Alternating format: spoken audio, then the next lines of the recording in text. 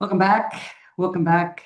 I'm Ana Maria Salazar. Thank you so much for joining us. You just listened to an a bit of a movie that is has its premiere this weekend. The name of the movie is A Good Savage, and it's an incredible story. And I think it reflects, in many ways, this trend that started during the pandemic crisis of foreigners, mainly Americans, coming to Mexico to live, and basically, according to this movie, escape the American dream. Joining us today is a producer and a writer and actor who participated in this movie, Andrew. Andrew Rogers, who is both a writer and an actor, and Jonathan Davis, a producer of this movie. Welcome to Living in Mexico. It's great to have both of you on the show. Jonathan, just kind of give us an outline of what what the show is about. Oh, well, first of all, thank you very much for your time and space, Ana Maria. We're really excited to talk about the project. So, Good Savage is a movie about these two characters. It's a couple that they want to seek inspiration in Mexico. So they Mhm. come to this like magical destiny, these pueblos mágicos in the Jalisco area. They rent this amazing hacienda, so they get inspired. She who's Maggie. She's wife of Jesse, interpreted by Andrew. Maggie's interpreted by Nayan Gonzalez Norvind. She's a writer, and Jesse's character is a filmmaker. So they want to seek inspiration while they're exploring the town and the country. They get to meet several characters, which which they get inspired from. Mhm. So essentially, the movie's about how Americans see Mexicans, how Mexicans see Americans. It's about stereotypes and how we see stereotypes, but also how Mexicans have a stereotype of themselves and how Americans have a stereotype by themselves. So That's it's a fun comedy with a uh-huh. lot of twists that helps reveal who we are, uh, Mhm. and helps reveal that in the end we're not that much different, and we all have like their. Mhm. Oh, I don't know if Andrew wants Uh, to elaborate a little bit on. Well, Andrew, you were also an actor and a writer. I mean, you and I are both Mexican Americans. We were up there. We were talking about how similar our background is. Our father's Mexican. Our mother's. My father was Mexican. My mother was American. I grew up in northern Mexico, but and you grew up, I believe, here in Mexico too. I mean, so it's funny because you and I lived with these stereotypes most of our life, correctly? See, no, well, one of the things, I mean, and I didn't, and it's not a imitation or in any way offensive, but I wanted to, my father, who's American and he did migrate to Mexico about 40 years ago. Hmm. His accent was one of the inspirations for my character because I had it so clear in my Right. mind through all my life that it was sort of very easy for me to enter sort of that identity. But I mean, having these dual identities, as you know, Ana Maria, is like you can sort of step in one and look at the other and step back at the other and sort of always have an objective point of view. And I think that was essential in creating not only my character, but helping Santiago co-write all the other characters as well. Why Good Savage? Because that in itself, that name could be really offensive if it wasn't economy where we highlight stereotypes of Americans and of Mexicans and how we think of each other. Why is it why the title of the movie is Good Savage? Well, I'm glad you bring up the part of it of maybe being offensive because I think there's something's happened with comedy in the last couple of years that it's become um, very scared of offending people. Right, right, right. And I think the most important thing of a comedy and a satire is self-reflection by laughing at yourself or laughing at others or not taking things so seriously. So the title is reflective of that. And I mean, there's also a story that's tied into the plot that Jonathan was talking about, about the stereotypes and archetypes that we have of each other, and this Mhm. idea that Americans have sometimes when they come to Mexico, of Mexicans being sort of savages. Mhm. But there's good savages and there's bad savages.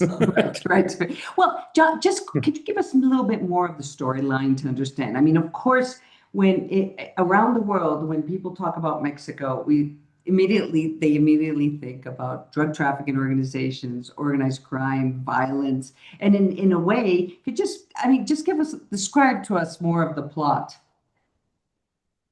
Do you want to go, Andrew? Go for it. You know the Go. plot better than Okay, I. these couple who's having trouble with themselves, no, and their relationship, they come to Mexico, and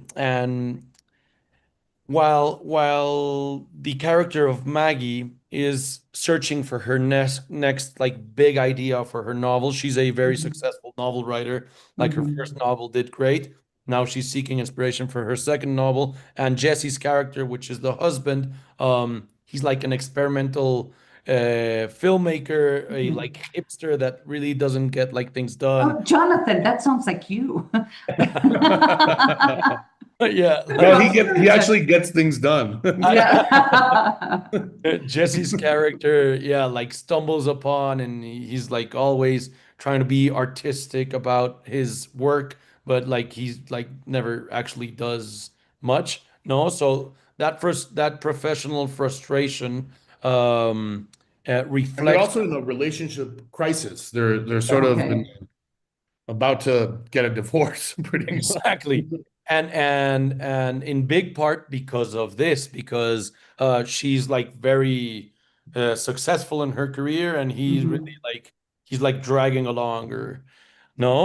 So when the couple arrives to Mexico, they meet Meliton, which is interpreted by Manuel Garcia Rulfo, who just appeared in Jurassic World and Pedro Páramo. Right. And Manuel's character, Meliton, is this he's like a an estafador, which is like a Foster. yeah, this character Scam like artist. he's Scam yeah. a scam artist. He sees this opportunity to scam these Americans who are a little bit naive because they have this romantic idea about Mexico and this beautiful like pueblo mágico, and he like scams the Americans saying, "Hey guys, everything is safe around here, but in order for everything to be safe, you gotta like pay a little bit of money." Cobro And de piso, basically. yeah, like they have to Basically. pay fees, But he's lying because he's but he's saying lying. Yeah. he basically has to give that money to the narcos. Uh-huh. And they believe him, so they keep giving him money, but he's using it to pay stuff for like his mom who's sick or or for his cousin. So he's sort Or of like a street Robin TV. Hood. Yeah. Mhm. So, Um, and the movie takes a sort of a turn, sort of midway when an actual narco appears. Mhm. And and then all these characters are put in sort of like this uncomfortable situation that brings a lot of uncomfortable laughter as well.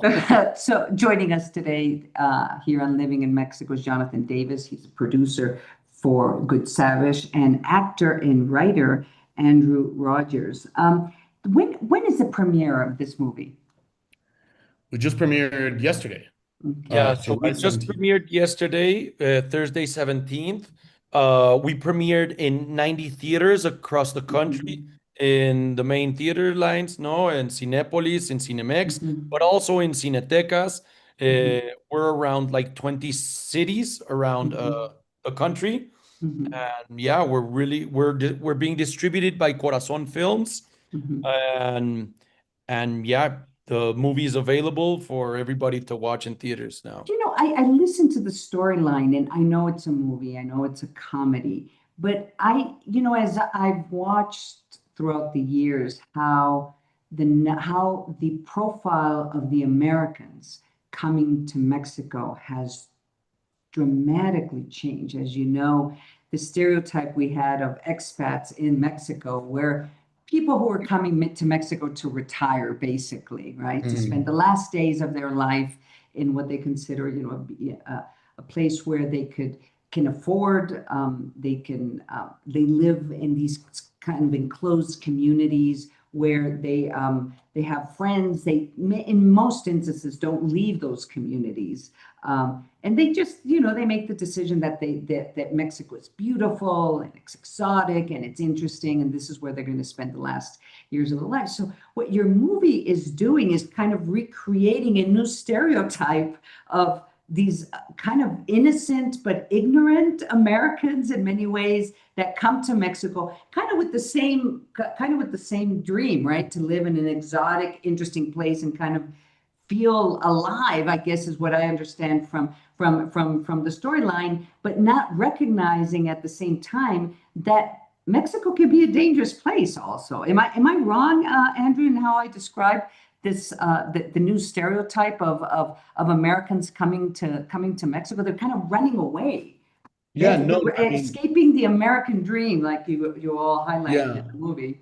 I mean, it's funny that you say that. Right now, just a week before we had our premiere, I worked on a series only as an actor that just premiered on Netflix. It's called The Gringo Hunters, Oh yeah, which yeah. That also was adds based on on to a this. yeah, it's Huh? based on the Washington Post Correct, article that was correct. published a couple of years ago. Yes. And that's also like I in that one I play a cop who's also Mexican American that sort of hunts down American criminals who try to Right. escape to Baja or to Tijuana. Mhm. And it sort of flips the script on sort of who the good guys and the bad hombres are. Mhm. and and also it breaks, the world is seeing this new stereotype of the relationship between Mexico and the United States with Mhm. that. And I think Good Savage is sort of it's coming at the perfect time. Like both projects are saying like, look at what you think of us, and Mhm. now let's break it down. Let's flip the switch Mhm. and really understand the identities and the relationship we have between the two countries. You know, this was written and it was taped during COVID, right? Where it was a very different world in many ways. But in terms of what was happening in both countries, both in Mexico and the United States, there was governments that were being questioned and they were being viewed in with a different, I would say, telescope in many ways in both countries. I mean, we had Andres Manuel Lopez Obrador, and then in the United States we had Donald Trump, and up to a certain point. What do you think that the stereotypes on both sides of the border have changed based on how we report on what's happening in the United States, the Donald Trump government, and now Claudia Sheinbaum's government? I mean, I'm just trying to figure out if this movie is kind of going to be the basis of how we view each other, Americans viewing Mexicans and Mexicans viewing Americans. I mean, at the end of the day, it is a satire. So everything is completely, I mean, overacted, Overblown, yeah, yeah. dialogued over everything. The plot is very over the top as well. But I do think I mean, at least from the interviews we've had of the press that have seen the film, all of them always bring up that question. It's like, Right. what does this have to do politically? Or how does it influence politically what's going on right now? With everything that's going on in Mexico right now, also with we have another march on Sunday of the anti-gentrificación. Right. So there's this big sentiment I feel right now, that is not only to hold Americans a little bit accountable for them coming to Mexico, not paying taxes, Or their behavior also. or their behavior, their attitude. Right. And I think Good Savage, I think there's a message that we also wanted to have, which is it usually, most of the time, it's not out of malice. It usually comes out of like ingenuidad, of Or ignorance naivete, or of not naivete, knowing. yeah. Yeah. not knowing, like, 'cause I had a very, very dear girlfriend who was now my ex-girlfriend, but we're still very good friends, who's American and came to Mexico when I moved back. And she had a lot of American immigrant friends. Mhm. And the things they would say were obviously a big inspiration Right. for Good Savage, but they didn't say it out of anything bad. They would just be like, "Oh my God, it's so cheap," or like, "Oh my God, that's so like weird that they do that in Mexico." So there's these things that it's a culture shock, Mhm. but it comes from them not being used to it. So all these marchas, all these things that are going on are bringing more consciousness, which is what should happen. We don't, it's not like in Mexico, it's like, váyanse gringos, Mhm. como stay, but be conscious and help grow Mexico as the cosmopolitan city that's become since COVID, really. Mhm. Or other cities where we have these, huge retirement communities, which have Mhm. changed dramatically. San Miguel Allende, Ajijic, which are very different. I mean, they're literally enclaves of foreigners, or mainly Americans, that live in these areas, and they continue to live there, even though in their surrounding areas it's become very dangerous. I mean, that's what's so amazing about the foreigners that live in Mexico, because when you speak to Americans who move to Mexico, they're the first one to defend Mexico and say it's not that dangerous. What? I mean, come down here. We're having a great time. So in many ways, they're these expats are the best spokespersons for Mhm. Mexico. Jonathan, I don't know what else should we know about the movie. Well, the movie has an amazing cast. No, obviously there's Andrew, which just starred in this amazing um, Netflix series Gringo Hunters. We have Manuel Garcia Rulfo. We shot the movie entirely in Jalisco, which is also interesting. Uh, Mhm. we shot it in the Garcia Rulfo's ranch and estate. Wow. So that was amazing. Manuel was just finished releasing Jurassic World right now. Pedro Páramo, he's the Mhm. Lincoln lawyer. So we're having a star this big, no, in this Mhm. small feature was Mhm. quite an achievement. And we also have Nayan Gonzalez Norvind, which she's an amazing actress. She just was nominated for the Arieles for Corina, which Right. did pretty well and was in Mhm. Michel Franco's movie. ¿Cómo se llama? La New Order. New New Order. Order. Oh my gosh, yes. Yeah, and Darío Yazbek Bernal, Mhm. who also has been in many big shows and series like Casa de las Flores. Mhm. So amazingly, we had the opportunity with a very, very small crew. We were like 10 people from the crew, plus the four main characters from the cast. We shot the movie entirely in Jalisco during 3 weeks with a extremely limited budget, but the movie has like very high production value. Uh, Mhm. and we're Well, so glad that a movie of this scale had this kind of talent and now this kind of distribution. So we're really excited. And this is a movie also, Ana Maria, that breaks a little bit in what Mexican movies look like and Mexican movies are it's about, and and they it's bring it's different bilingual, correctly? It's bilingual, and the Mhm. tone and comedy is something that we haven't seen in Mexico yet. So Mhm. it's got like Wes Anderson vibes. It's got Okay. a little bit like this offbeat comedy, Napoleon Dynamite-ish type of humor that Mhm. like it's not been really explored in Mexico. And it is definitely a comedy. It's a satire. Mhm. It's got a lot of layers also into it. It's got Well, yeah, the name of the movie is The Good Savage. It's already premiered. You can see it in most movie theaters around the country. Good luck and congratulations. I look forward to seeing the movie this weekend, and I really appreciate both of you joining us here and Living in Mexico. Good luck. Thank perfect. you, Ana Maria. Maria.